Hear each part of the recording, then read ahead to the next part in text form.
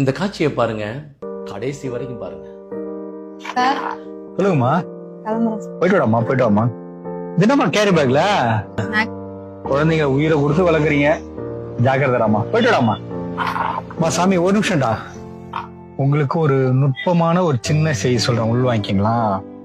நம்ம எவ்வளவுதான் குழந்தைங்களுக்கு செலவு பண்ணி நம்ம வளர்த்தாலும் நாளைக்கு அந்த குழந்தைங்க வளர்ந்து வந்து நம்மளை பாதுகாக்காது. அதனுடைய குழந்தைங்களை தான் பாசத்துடன் பாதுகாக்கும். நம்மளை பார்த்து அந்த குழந்தை அப்படியே கத்துக்குது. அப்ப நம்ம என்ன செய்யணும் அப்படின்னா, நமக்கு நம்மளுடைய முன்னோர்கள், அதாவது அப்பா இருக்கலாம், அம்மா இருக்கலாம், பெரியம்மா, சித்தப்பா, தாய் மாமா, யார் ஒன்னா இருக்கலாம், நம்ம பெரியவங்களை எந்த அளவுக்கு பாதுகாக்கிறோமோ அதை அந்த குழந்தை பார்க்கணும். பார்த்து வளர்ந்ததுன்னா அது பெரிய நானோடனே, நமக்கு வயசானோடனே அந்த குழந்தை நம்மளை வந்து பார்த்துக்கும். இதுதான் உளவியல் சொல்லுது. நம்ம வெறும் பணமா கொடுத்து செல்லம் கொடுத்து வளர்ந்துட்டா அந்த குழந்தை நம்மளை பாதுகாக்க நினைச்சீங்கன்னா ஏமாற்றம் தான் மிஞ்சம்.